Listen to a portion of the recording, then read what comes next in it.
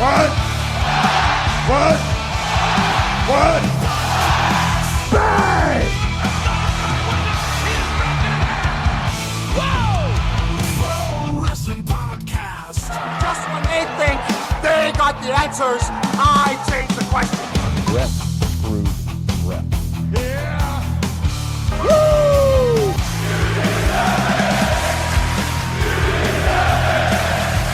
Who are you to doubt El Dandy? Because this guy's a serious professional. Did he do it? Unbelievable. Too hot to handle and too cold to hold.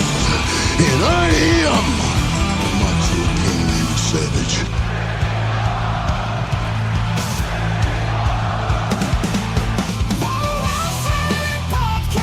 Shut your mouth, you thong-wearing fatty. I said WWE stands for. It's me, Austin. I will never retire. Promotional consideration paid for by the following.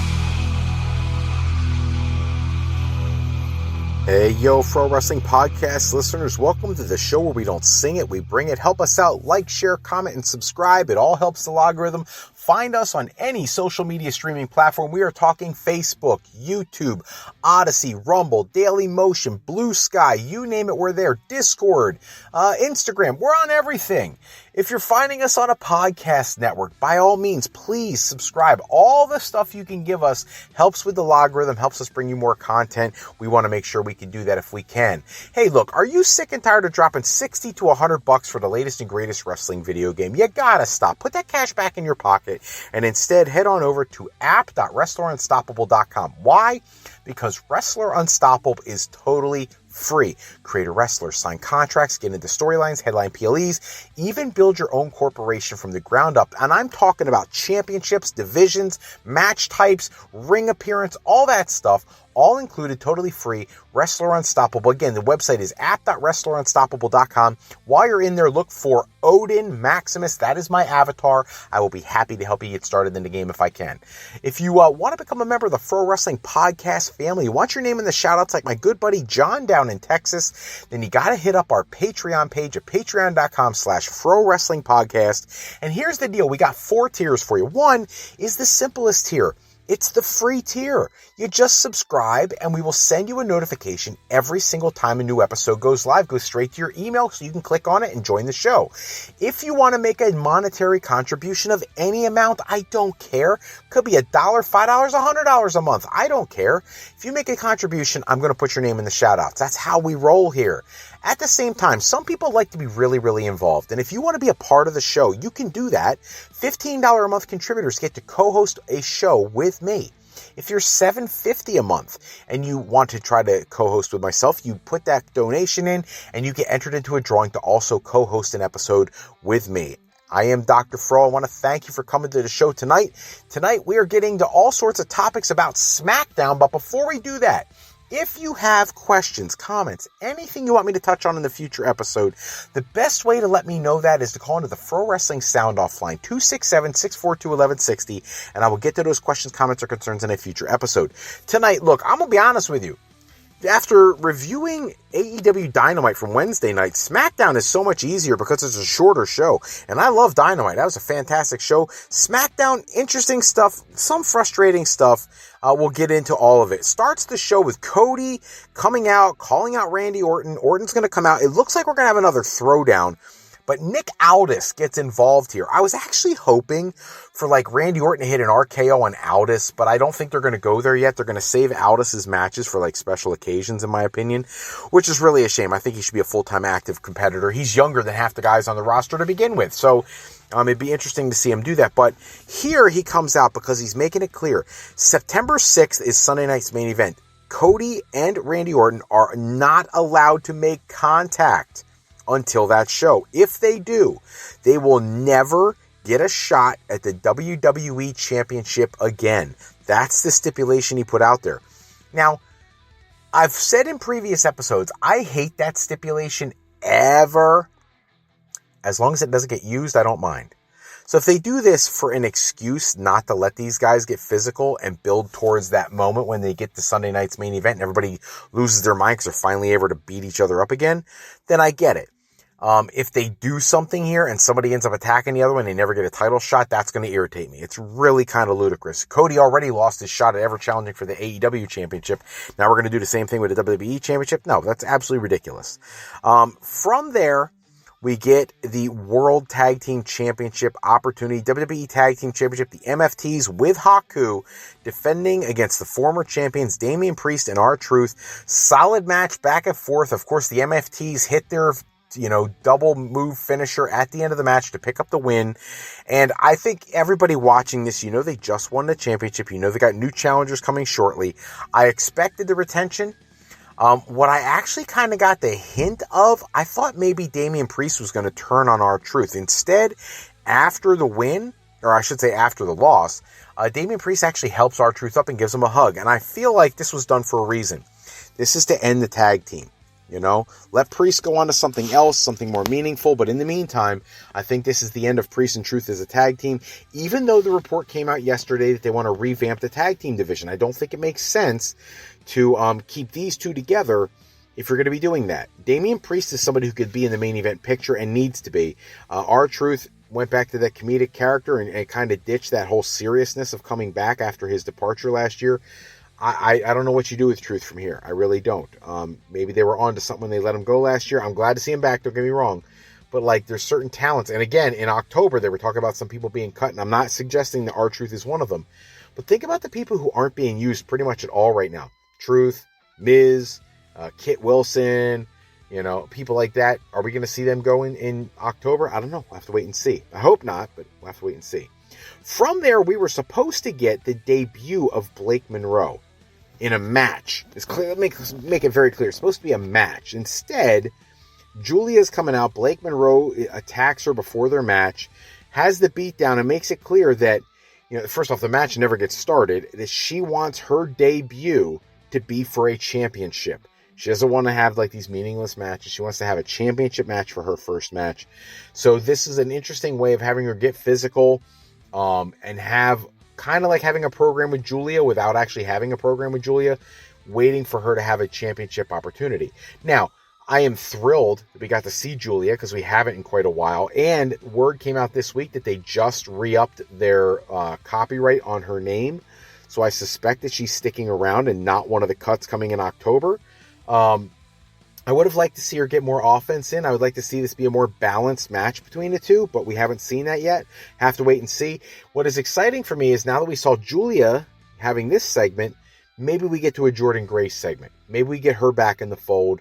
I'm really hoping she's not one of the talent cuts because she's supremely talented and needs a much better opportunity in WWE on the main roster. I will have to wait and see how that plays out.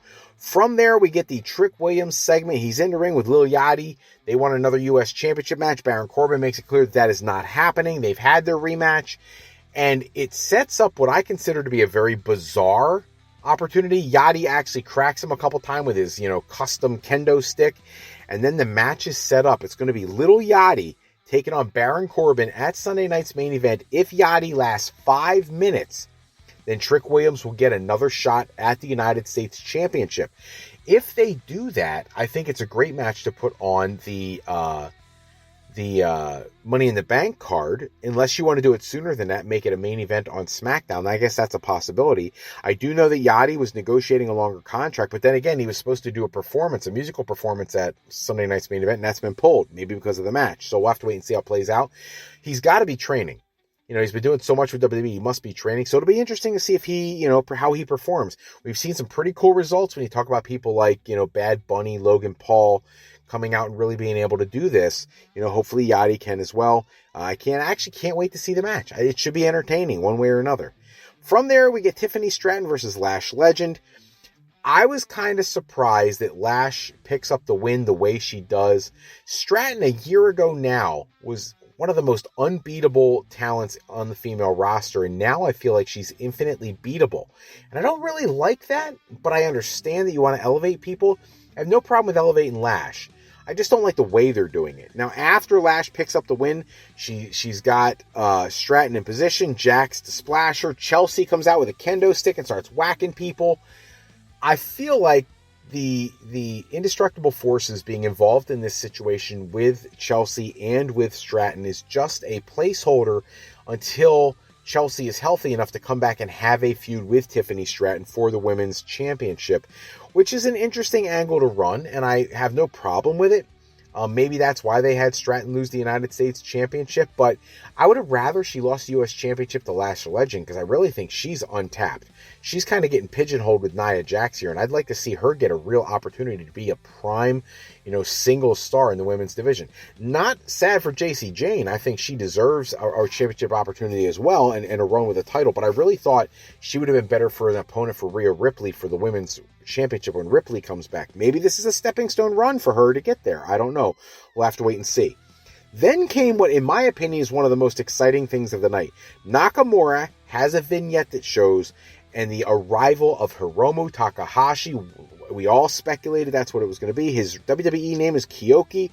He is coming in to be his tag team partner to go after the MFTs and the WWE Tag Team Championship.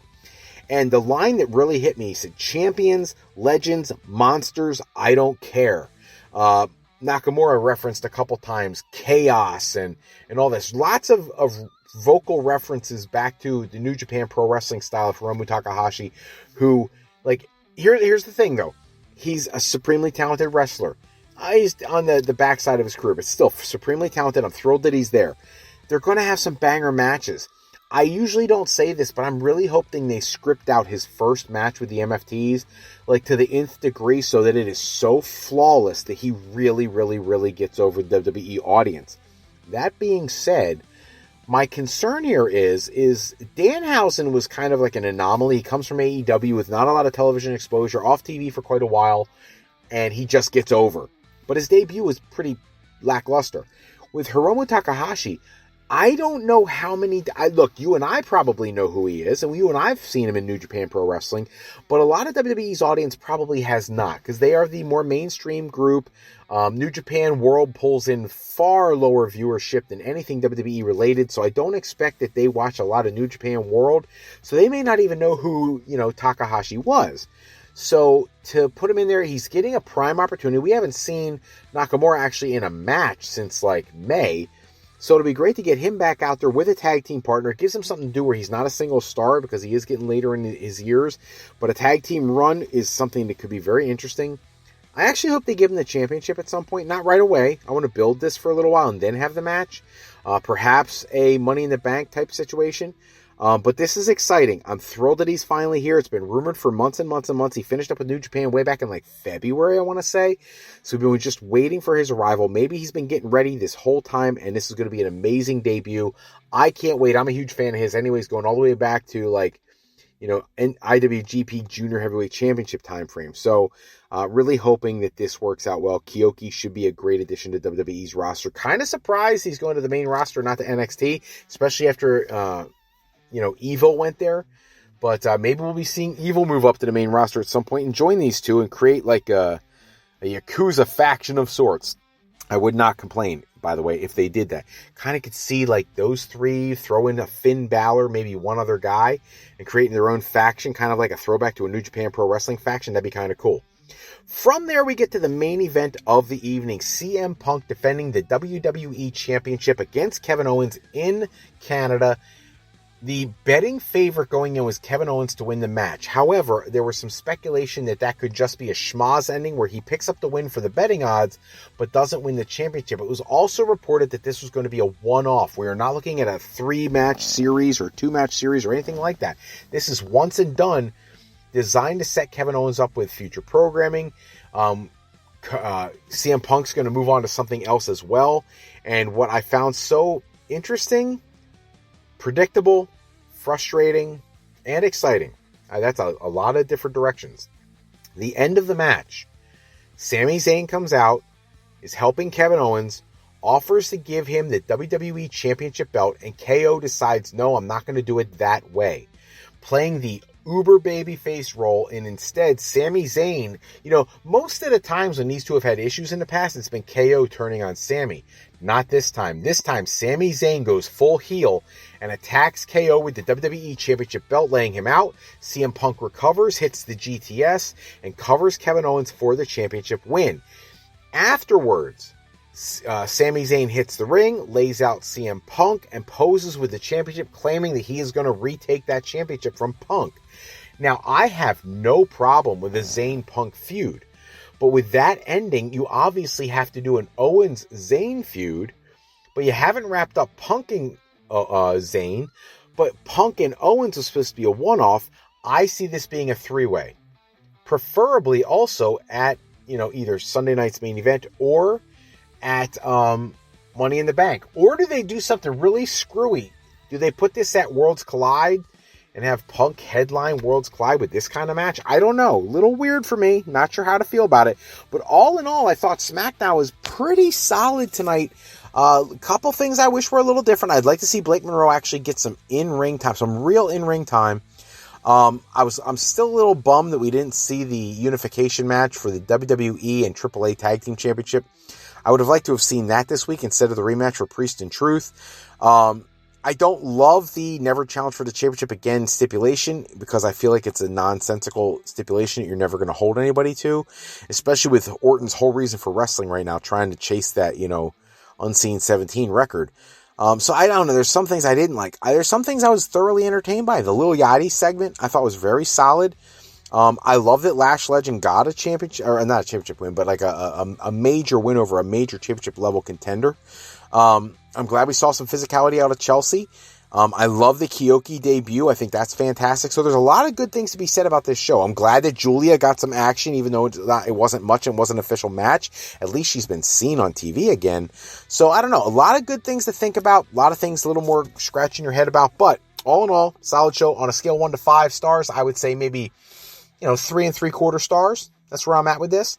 So that's all the time we have for this episode. Check back with us next episode. We run down the latest wrestling news and rumors. Special thanks, as always, to Suno for creating music and sound effects we use in the show. If you're looking to bring a new friend to family game night, it's easy. I got 3 options for you, because I love to support independent content, independent creativity, and thegamecrafter.com is a site that allows you to do that. So, option number 1 is Sketchy People by Beezle Games. It's kind of like a cross between Chutes and Ladders and Pictionary. Check out a copy. Or, if you want to be the person who tests your skills against everybody else who can get in and get out of the supermarket the fastest, grab a copy of Banani Market by Doodle Games. And the other option, if you want to cruise the cosmos collecting relics from all points around the system, and then go for the final challenge, you can do that in Legendary Elements by Fufu Games. All 3 of these games are available on thegamecrafter.com. Look, let's be honest. You've been bringing the same board games to family game night for your entirety of your life. It's time to switch things up. Get rid of the Parcheesi, no more Monopoly. Get rid of Clue, no more Trouble, no more popping the Podomatic bubble. Instead, let's go for some independently created games that are fantastic and fun for the whole family. Sketchy People, Banani Market, Legendary Elements. Check them out today at thegamecrafter.com. If you're looking for your next career move, you're considering college, university life, maybe you just need some formal training for your next career decision, go to my website at frolifeplanning.com for all your higher education needs, as Fro Life educational planning is for today, for tomorrow, and for life with Fro Life. I'm Fred Froelich, better known as Dr. Fro. I want to thank you for taking some time with us tonight. Until next time, take care, everybody. Have a great night.